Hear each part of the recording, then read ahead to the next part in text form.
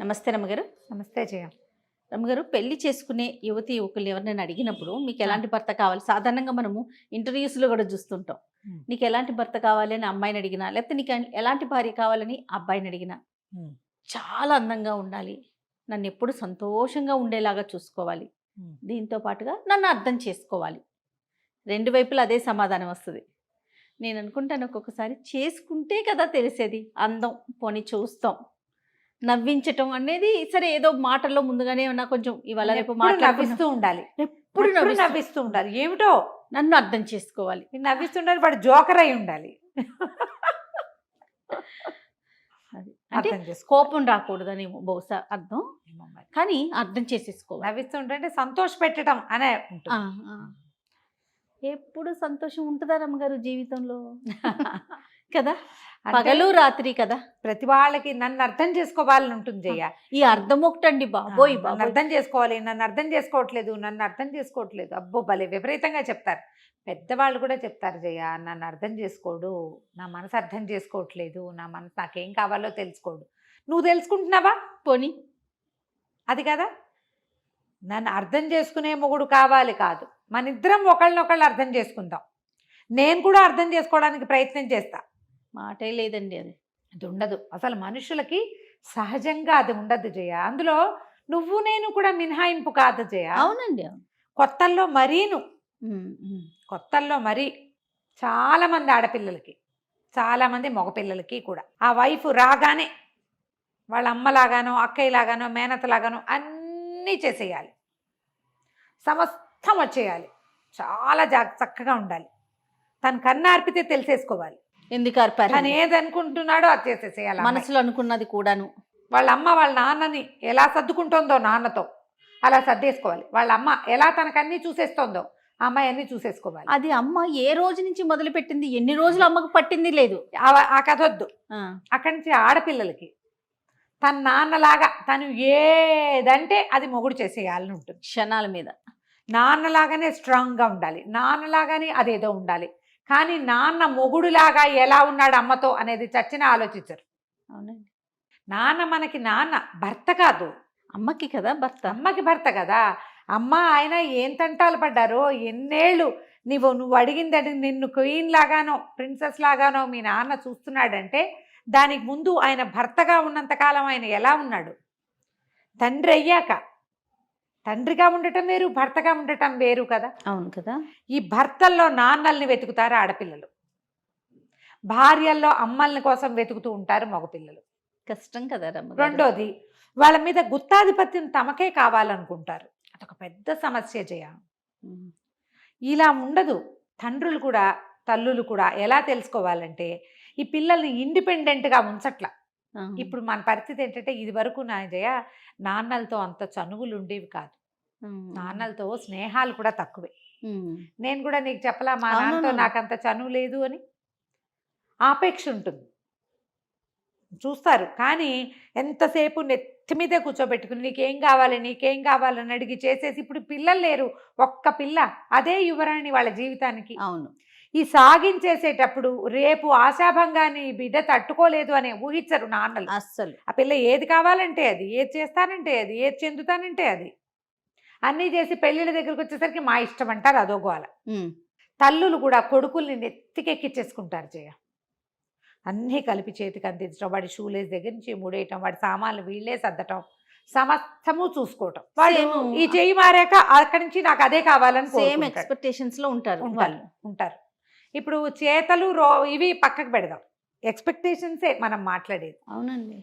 నన్ను అర్థం చేసుకోవాలి అంటే మొదట నీకు నువ్వు అర్థం కావాలి, అవతల వాడిని నువ్వు అర్థం చేసుకోవాలి, వాడికి అర్థమయ్యేలాగా నీ భావాన్ని నువ్వు చెప్పగలగాలి. చెప్పవు నువ్వు. ఒకవేళ నువ్వు చెప్పినా వాడికి నచ్చలేదనుకో, వాడికి అర్థం కాలేదనుకో, అర్థం కాలేదంటే ఏమిటి, వాడు అర్థం చేసుకోలేకపోతున్నాడని కాదు, మీ ఇద్దరూ ఒక వేవ్ లెంగ్త్లో లేరు.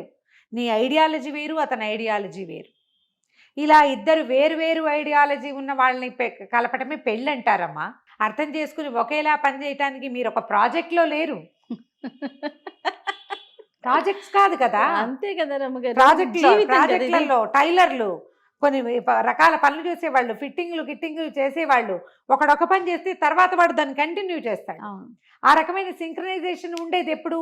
వస్తువులు చేసేటప్పుడు, ప్రాజెక్ట్స్ చేసేటప్పుడు, ఇంజనీరింగ్ థింగ్స్లో ఉంటాయి, మెడికల్ దీంట్లో కూడా ఉంటాయి. డాక్టర్లు కట్ చేస్తుంటే నర్సులు తుడుస్తూ ఉంటారు. అవును. వాళ్ళు అర్థం చేసుకుంటారు, వాళ్ళకి తెలుసు వాట్ నెక్స్ట్ అనేది. జీవితం అట్లా ఎట్లా కుదురుతుంది? చాలా కష్టం అండి. అస్సలు కుదరదు కదా. జీవితం కొన్ని వేల విషయాల సమాహారం కదా. ఇద్దరు వేరు వేరు వ్యక్తులు కలుస్తారు కదా, స్లోగా అర్థం కలిసి చేసుకుంటాం, ప్రయాణం చేస్తూ ఉంటే రోజుకు కొత్త విషయం కదా తెలుసుకుంటాం. మనం అన్నీ తెలుసుకున్నాక పెళ్లి చేసుకుంటే బోరుగా ఉంటుంది, ఏమీ మీకు కొత్తదనం ఉండదు. ఎలా థ్రిల్ ఉంటుంది? అవన్నీ తెలిసేసుకున్నారు కదా ముందే. పెళ్లి తర్వాత ఇంకా తెలుసుకుందుకు ఏమి ఉండదు. అవును. కొత్త బాధ్యతలు పెరుగుతాయి అంతే. థ్రిల్ విత్ బాధ్యతలు. కొత్త పెళ్లి కొడుకు, కొత్త పెళ్లి కూతురు ఆ కొత్తదనాన్ని ఆస్వాదిస్తూ మెల్లిగా తెలుసుకోవటం. టైం ఇవ్వండి మీ రిలేషన్కి. అమ్మాయి అబ్బాయి కూడా. పుట్టే ఆడపిల్లలకి చెప్పట్లేదమ్మా ఇది. అవును. మగపిల్లలు కూడా చాలా అర్థం చేసుకోవాలి. మా అమ్మలాగా మా పిన్నిలాగా చేయట్లేదని అనుకోకూడదు. ఎవ్వరు అమ్మలు పిన్నులు పెద్దయ్యాక అవుతారు, చిన్నప్పుడు అయిపోరు. ఇవాళ అమ్మ అన్నీ చక్కగా హ్యాండిల్ చేసే మన అమ్మ మొన్నటిదాకా చిన్నపిల్లే.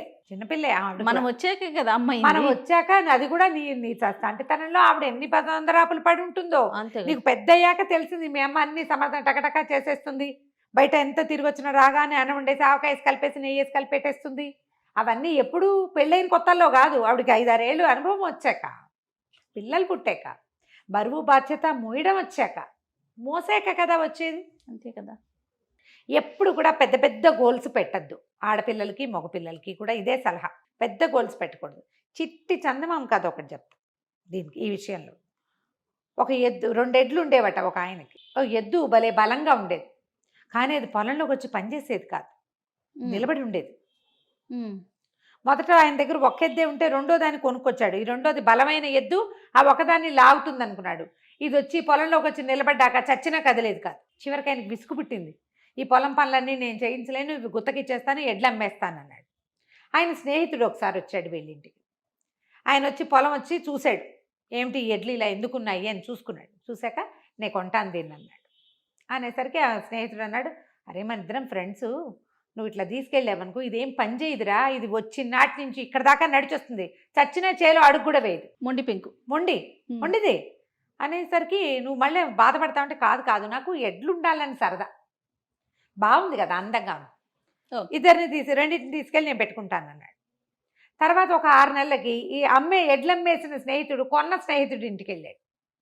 ఆయన పొలం వెళ్తున్నాడు, ఆయనతో పాటు పోతే అమ్మేసిన 2 ఎడ్లు చక్కగా పొలంలో పనిచేస్తున్నాయి. ఆయన ఆశ్చర్యపోయాడు, ఎట్లా పనిచేస్తుంది, ఇది మొండిది కదా, రాముడు మొండిది, అది నడవదు, సంవత్సరం మేపాను నేను దాన్ని, ఎంత ముద్దుగా చూశాను, ఒక్కనాడు పని చేయలేదు, మీ ఇంట్లో ఎట్లా పని చేస్తోంది నీ దగ్గర అంటే అతను నవ్వాడు. నువ్వు నీ పొలము చాలా పెద్దది, దానికి ఇవి కమతం గట్లు దూరంగా విశాలంగా ఉండేవి, ఆ ఎద్దు తలెత్తి చూస్తే తను దున్నాల్సిన ప్లేస్ అంతా కనపడి భయం వేసి చచ్చిన చేసేది కాదు, నేను గట్లు దగ్గరికి చేశా, ఈ కాస్తేనే దున్నేస్తుంది అది. ఓహో, కాస్తే కదా కమతం చిన్నది, చిన్న కమతం, ఇది ఎక్కువసేపు దున్నక్కర్లా, ఇది అయిపోతుంది, అది తీసుకెళ్ళాక ఇది అయిపోయాక ఇంకో దాంట్లో దిగితే అది చిన్నదే దున్నేస్తుంది. మనుషులు కూడా ఇలాంటి వాళ్ళే ఖచ్చితంగా. వీళ్ళకి నువ్వు అదేదో బ్రహ్మాండం పగలగొట్టాలని చెప్పకూడదు, ఈ చిన్నది అంతే, ముందు దీన్ని దాటదాం, ఈ హడిల్ దాటదాం. దీన్ని గుర్తుపెట్టుకుని ఆడపిల్లని ఇచ్చిన వాళ్ళు, పెంచేవాళ్ళు, పెళ్లి చేసుకున్న వాళ్ళు కూడా, మగపిల్లల్ని పెంచేవాళ్ళు, ఇచ్చేవాళ్ళు, పెళ్ళిళ్ళు చెయ్యాలనుకునే వాళ్ళు, మీ ఆవిడ వచ్చి చూసుకుంటుంది, పెళ్ళాం వచ్చి చూసుకుంటుంది, పెళ్ళాం వచ్చి ఉద్ధరిస్తుంది అలాంటివి చెప్పకూడదు. ఆ పిల్ల నీలాంటి తీరా ఒంటరిగా పెరిగొచ్చింది, దానికి ఏం పని వస్తుంది, ఇద్దరూ కలిసి చేసుకోండి, ఇద్దరూ కలిసి ఇదండి. ఆ అమ్మాయే చూడాలని వీళ్ళు అనకూడదు, అబ్బాయి అన్నీ చూసుకుంటాడని వాళ్ళు అనకూడదు. అమ్మాయిని అర్థం చేసుకో కాదు, ఒకళ్ళనొకళ్ళు అర్థం చేసుకోండి, ఇద్దరూ కలిసి సంసార రథాన్ని ముందుకు తీసుకెళ్ళండి.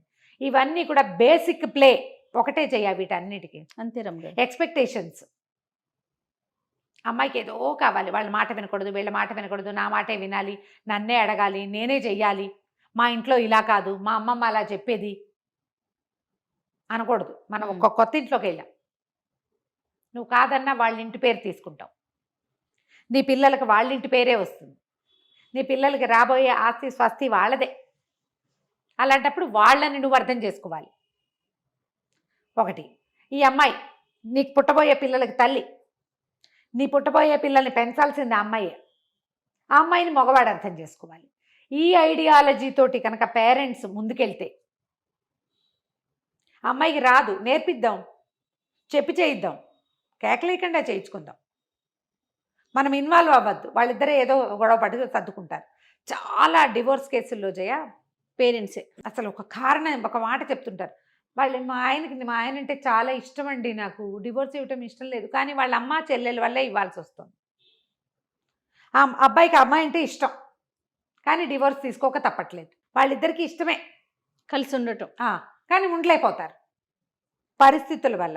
మిగిలిన వాళ్ళు వెనక్కుండి వాళ్ళిద్దరిని ఒకళ్ళతో ఒకళ్ళని ఉండనిస్తే, ఒకళ్ళతో ఒకళ్ళు అర్థం చేసుకునేలాగా చేయనిస్తే మనకి సమస్య ఉండదు.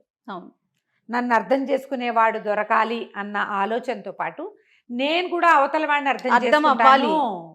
నేను అర్థం అవ్వాలి, నేను అర్థం చేసుకుంటాను. ఎందుకంటే వివాహాలు చేసుకునే చోట వేర్వేరు సర్కమ్స్టెన్సెస్ నుంచి, వేర్వేరు బాల్యాల నుంచి వచ్చిన యువకులు పెళ్ళిళ్ళు చేసుకుంటారు. వాడి బాల్యము, వాడి బ్రాటప్ ఇవాల్టి వాడి జీవితం, ఆ అమ్మాయి బాల్యము బ్రాటప్పే ఇవాల్టి జీవితం. ఆ వెనకాల ఉన్న ఆ ఇంప్రెషన్స్ తొందరగా పోవు. అవును, ఈ కొత్త ఇంప్రెషన్స్ రావాలంటే సహనము, ఓపిక, టైము కావాలి. పెళ్ళైన ఏడాదికే డివోర్సు, 6 నెలలకే డివోర్సు, 3 నెలలకే డివోర్సు, 2-3 ఏళ్లకే డివోర్సులు, వీటిలోకి వెళ్ళకండి. మనం ఎక్కడైనా ఒక హర్డిల్ వస్తే ఆగి ఆలోచించి, నేను అర్థం చేసుకుంటున్నానా, లేదా అసలు నేను అర్థమయ్యానా అతనికి లేదా ఆమెకి, మాట్లాడుకోండి.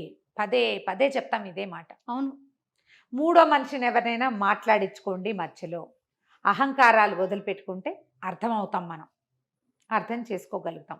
ఇలా ట్రై చేసి చూడండి. తప్పకుండా రమ్మగారు. నమస్తే. నమస్తే.